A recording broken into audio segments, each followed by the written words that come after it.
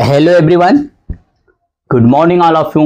आज फिर हम एनसीईआरटी मैथमेटिक्स क्लास 10 चैप्टर 4.3 का क्वेश्चन नंबर 10 देखेंगे।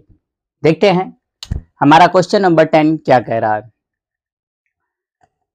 मैसूर और बैंगलोर के बीच 132 किलोमीटर यात्रा करने में एक एक्सप्रेस गाड़ी, चलो देखो मैसूर और बैंगलोर, सपोज दैट मैसूर और बैंगलोर, ठीक है ना।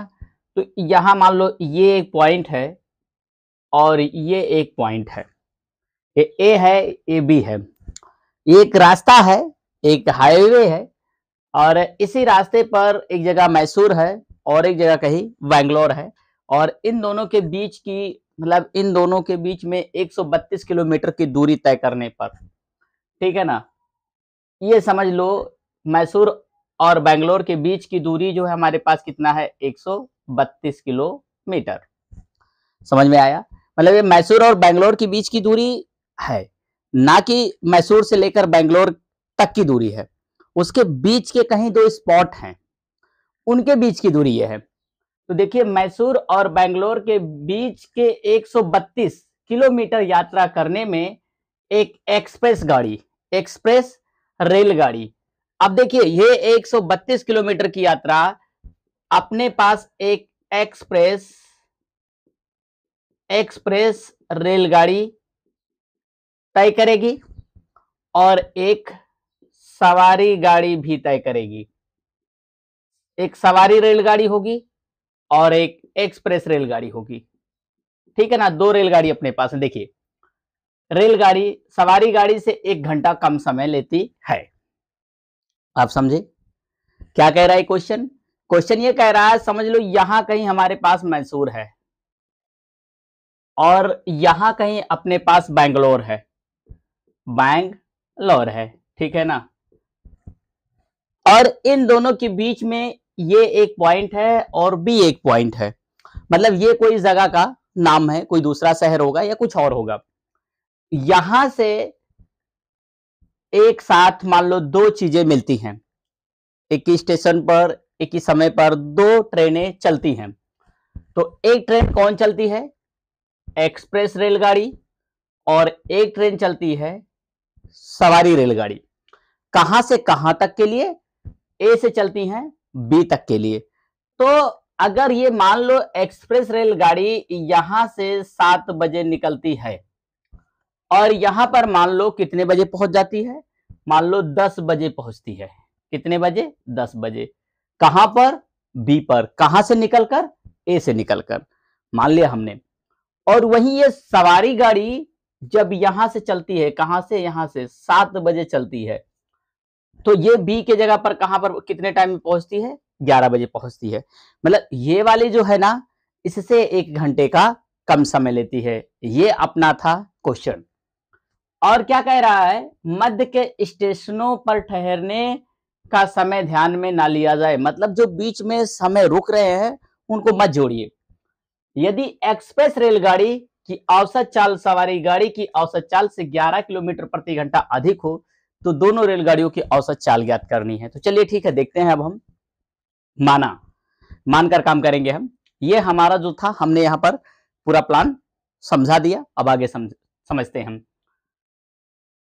माना सवारी रेलगाड़ी की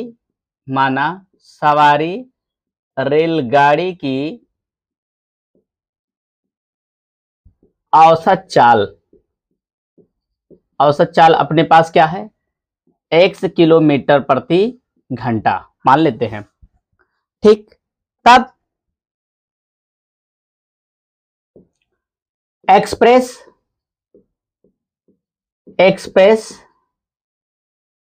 रेलगाड़ी की औसत चाल बराबर से क्या हो जाएगा भैया, इसकी क्या माना हमने, x माना, तो इसकी क्या हो जाएगा, x plus 11 kilometre per hour. क्यों हो जाएगा? क्योंकि ये एक इससे 11 किलोमीटर प्रति घंटा अधिक है इसकी स्पीड। तो अभी क्या करना है अपने को, 132 किलोमीटर की यात्रा तय करनी है। तब लिखेंगे, तब सवारी रेलगाड़ी को 132 किलोमीटर की यात्रा करने में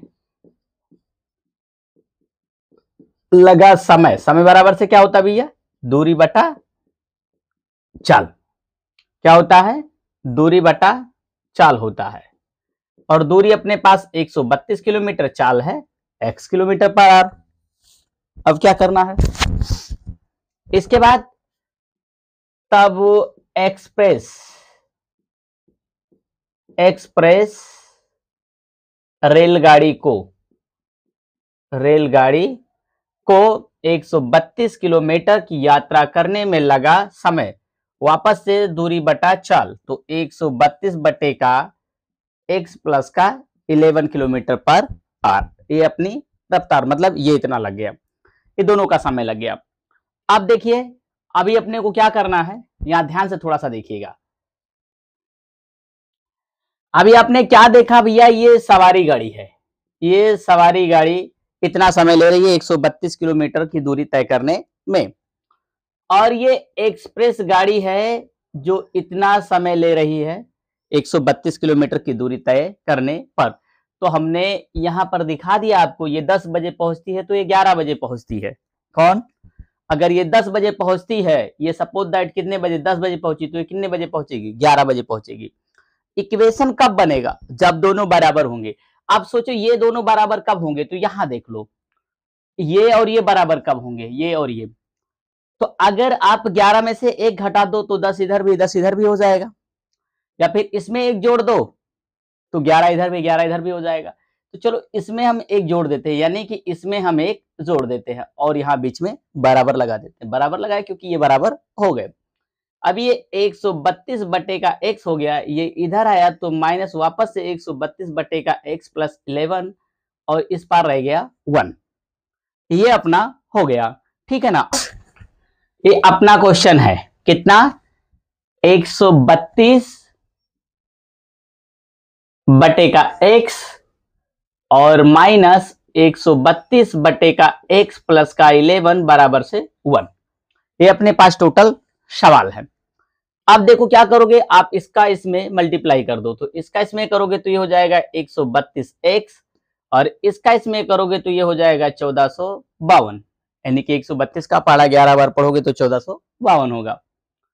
और फिर इसका इसमें करोगे तो क्या हो जाएगा 132x, और वापस से जब इसका इसमें कर दोगे तो हो जाएगा x स्क्वायर और प्लस से 11x, और ये बराबर से 1।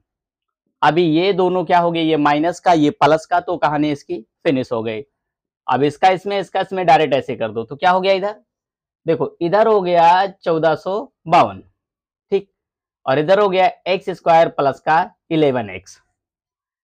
अब ये अपने पास x स्क्वायर प्लस का 11x, और ये इधर आएगा तो माइनस से 1452, और इस पार हो जाएगा अपने पास 0, ठीक है ना।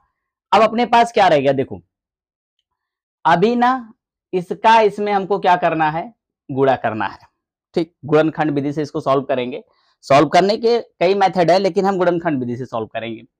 तो देखिए अभी ये एक्स स्क्वायर जैसे का तैसे, माइनस करने पर 11 है और गुणा करने पर 1452 है, ऐसे दो संख्या हमको सर्च करनी है। तो अगर हम 44x माइनस 33x कर दें, मतलब 44 में से 33 घटाएंगे तो अपने को 11 मिलेगा, और 44 का 33 में गुणा करेंगे तो 1452 हो जाएगा, और माइनस 1452, और ये बराबर से 0 हो गया।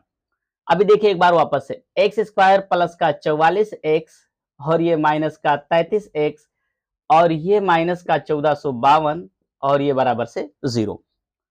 अभी आप यहां क्या कॉमन लोगे, x, तो x प्लस 44, यहां माइनस 33, तो ये x और ये माइनस माइनस प्लस कितना हो गया भैया 44 बराबर से 0। अब एक बार वापस से आप देखिए, देखते जाइए, ठीक है ना। कैसे देखेंगे, देखो ये दोनों कॉमन मिल रहे हैं तो हमने कॉमन ले लिया x प्लस 44, और फिर x माइनस 33, तो x माइनस 33, और ये बराबर से 0 तो 0, ठीक है ना। अब ये x प्लस 44 बराबर से 0, तो x बराबर से -44, और फिर x माइनस 33 बराबर से 0, तो x बराबर से क्या हो गया, 33 हो गया। ये नेगेटिव है तो मान्य नहीं है, ठीक है ना, ये नेगेटिव तो मान्य नहीं है। तो ये x हमने किसको माना था, सवारी गाड़ी, तो यहां लिखेंगे अतः सवारी गाड़ी की औसत चाल अपने पास क्या भैया, 35 किलोमीटर पर आवर। तब एक्सप्रेस गाड़ी की औसत चाल क्या है अपने पास,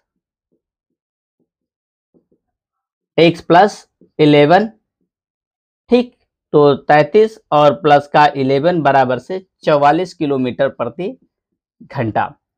ये था हमारा क्वेश्चन। इसको आप ऐसे सॉल्व कर सकते हैं, और चाहे तो दो मेथड और हैं, गुणनखंड विधि एक था अपने पास, एक पूर्ण वर्ग बनाने की विधि, और एक द्विघात समीकरण का विधि। आप किसी से सॉल्व करें, अगर कोई प्रॉब्लम आता है तो नीचे कमेंट में कमेंट करें, मैं आपको उस तरीके से सॉल्व करके दूंगा। Thanks for watching.